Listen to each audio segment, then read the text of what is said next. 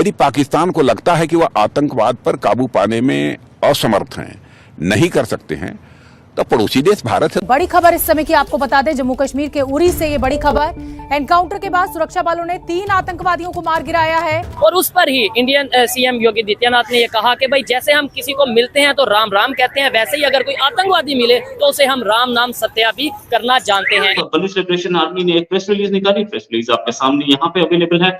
Press release में PLA ने बोला कि कोलवा और मुस्तांग यहाँ पर 2 जगह पर उन्होंने हमले किए थे, जिसमें 3 पाकिस्तानी सेना के लोग मारे गए। पाकिस्तान और हिंदुस्तान की जो इंटेलिजेंस है उनका आपस में तावन होना चाहिए, दोनों की मिलिट्रीज का आपस में तावन होना चाहिए। ये चल रही हैं कि भारत जो है वो ऑकस ज्वाइन करने वाला है। मुंबई का इल्जाम हम पर लगा, पार्लियामेंट का इल्जाम हम पर लगा। ये ज़हन में रखें कि अगर इंडिया ऑकस ज्वाइन करता है, जो कि जिसको Australia, United kingdom and America जो हैं, इन्होंने एक समझें कि एक अनअनाउंस किस्म की एक ट्राइलैटरल सिक्योरिटी पार्टनरशिप है। जो भी दहशतगर्द होंगे, हम जैसे मिलते हैं ना, वो हिंदू आपस में जब मिलते हैं वो कहते हैं राम राम। वो कहते हैं अगर कोई दहशतगर्द होगा जिसे वो आतंकवादी कहते हैं, उसे हम राम राम सत्य भी करेंगे। India will be part of the AUKUS minus military component, but in emerging technologies, in artificial intelligence, in electronic warfare and cyber technologies, यहाँ पे वो चीन से मुकाबला करना चाहता है। जय श्री राम दोस्तों एंड जय हिंद दोस्तों वीडियो क्लिप तो देख ली होगी। राजनाथ सिंह की वीडियो क्लिप हो रही है पाकिस्तान के अंदर वायरल। आप लोगों को तो पता ही होगा कि पाकिस्तान के अंदर आए दिन दहशतगर्दी का मुजाहरा होता रहता, आए दिन किसी न किसी इलाके में बमबारी या फिर कुछ और आतंकवादी घटनाएं होती रहती हैं। अब राजनाथ सिंह का कहना है अगर पाकिस्तान के अंदर इतनी हिम्मत नहीं है कि वो अपने आतंकवाद पर काबू पा सके तो भारत से मदद ले सकता है। अब इसके ऊपर पाकिस्तानी तो क्या बोलेंगे, ये हम इस वीडियो में देखने वाले हैं। चलिए वीडियो देखते हैं, फिर मिलते हैं वीडियो के बाद। स्टार्ट करते हैं कि भारत जो है वो ऑकस ज्वाइन करने वाला है। ऑकस बेसिकली क्या है और इस पे बात करते हैं, लेकिन ये ज़हन में रखें कि अगर इंडिया ऑकस ज्वाइन करता है, जो कि जिसको Australia, United kingdom and America जो हैं, इन्होंने एक समझें कि एक अनअनाउंस किस्म की एक ट्राइलैटरल सिक्योरिटी पार्टनरशिप है। और इसका जो मकसद है वो कहते हैं जी कि हम तमाम हुकूमतें जो हैं वो एक दूसरे को सपोर्ट करना चाहते हैं सिक्योरिटी एंड डिफेंस इंटरेस्ट में, और एक लॉन्ग टर्म रिलेशनशिप बिल्ड करना चाहते हैं, एक डीपर इंफॉर्मेशन शेयरिंग करना चाहते हैं टेक्नोलॉजिकल स्पेक्ट्रम में, डिफेंस रिलेटेड साइंस में, सप्लाई चेन के अंदर। मुझे ऐसा लगता है कि ये जो सप्लाई चेन है, इंडस्ट्रियल बेस मजबूत करनी है, ये सारी चीज़ें they are part of that, but in fact ये है एक मिलिट्री ब्लॉक बनाना है अगेंस्ट चाइना। इंडिया इसको अवॉइड कर रहा है।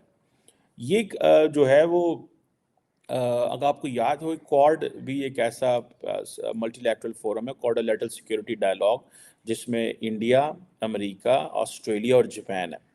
जापान एंड इंडिया को ऑकस में नहीं डाला गया, और ये वो जो फाइव आइज इंटेलिजेंस अलायंस के जो 3 बड़े मेंबर हैं, अमेरिका, ऑस्ट्रेलिया और ये, इनको जो है वो ये इसका हिस्सा बने। कनाडा को भी नहीं डाला, न्यूजीलैंड को भी उस तरह नहीं डाला।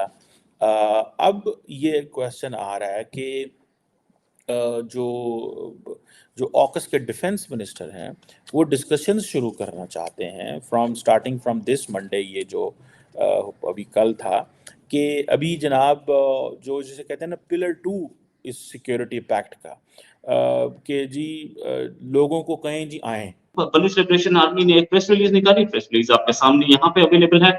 प्रेस रिलीज में पीएलए ने बोला कि कोलवा और मुस्तांग यहाँ पर 2 जगह पर उन्होंने हमले किए थे, जिसमें 3 पाकिस्तानी सेना के लोग मारे गए।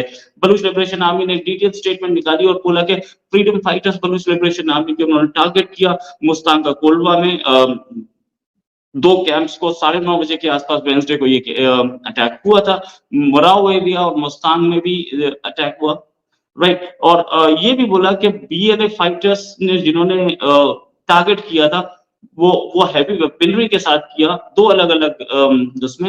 अलग अलग लोकेशंस पे, मराव एरिया, मुस्तांग में और कोलवा में। कोई एरिया का नाम नहीं दिया गया इसमें।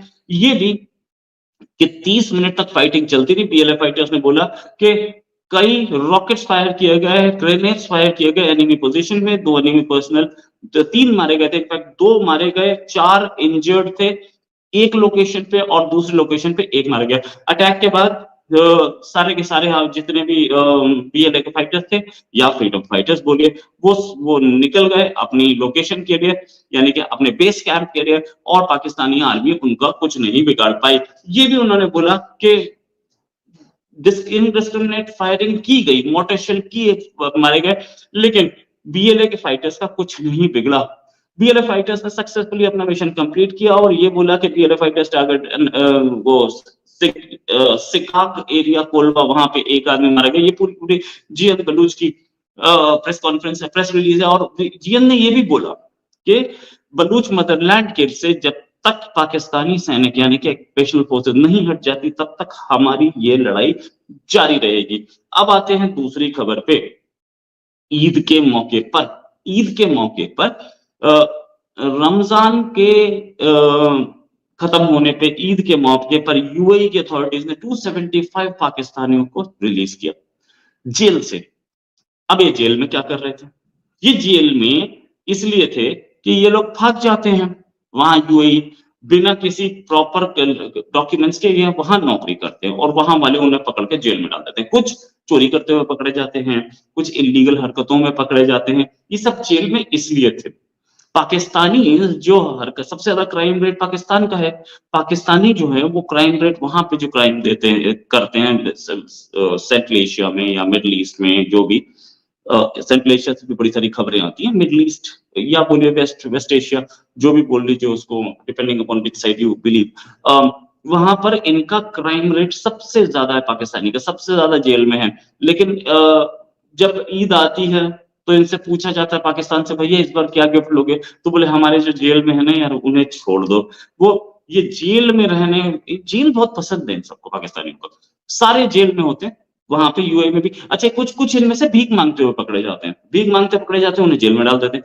ये चाहते हैं कि हम नौकरी करने जा रहे हैं, अपने अड़ोसी पड़ोसियों को बताते हैं कि हम नौकरी करने जा रहे हैं, हम वहां जाकर नौकरी करेंगे और नौकरी करके वापस आएंगे, पैसा कमा के लाएंगे, वहां जाके भीख मांग के।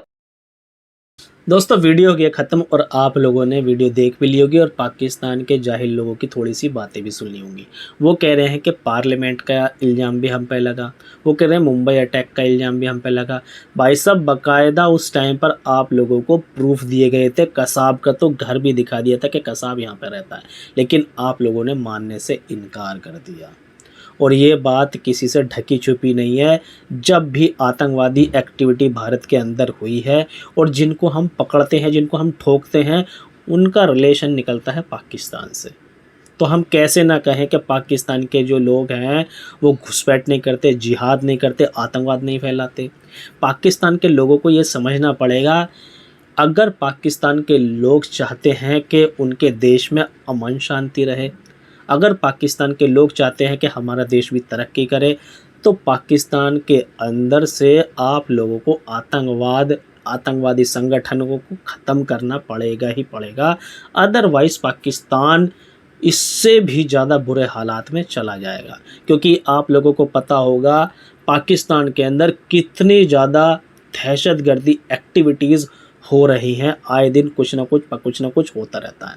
लेकिन पाकिस्तान अपनी जनता को शांत करने के लिए और अपने किए हुए काले कारनामों को छुपाने के लिए भारत का नाम, रो का नाम लेने से या फिर अमेरिका का नाम लेने से नहीं थकता है।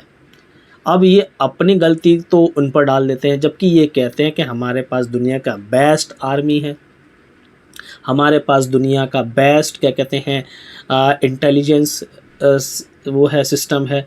तो वो उन चीज़ों का फ़ायदा क्यों नहीं उठाते? जब सब चीज़ तुम्हारे पास बेस्ट हैं, तब भी तुम्हारे यहाँ पर इतनी ज़्यादा दहशतगर्दी हो रही है, इतना ज़्यादा आतंकवाद तुम्हारे यहाँ पर भी हो रहा है, और तुम्हारे जो आतंकवादी हैं भारत में भी आके आतंकवाद फैलाते हैं, तो उन पर रोक क्यों नहीं लगा रहे? फ्रेंड्स, आप लोग इस बारे में क्या कहना चाहते हैं, इस वीडियो के बारे में क्या कहना चाहते हैं, प्लीज़ कमेंट सेक्शन में ज़रूर बताइए। वीडियो पसंद आई तो लाइक शेयर कर देना, चैनल को सब्सक्राइब कर लेना। नेक्स्ट वीडियो मिलेंगे, तब तक के लिए जय हिंद, जय भारत।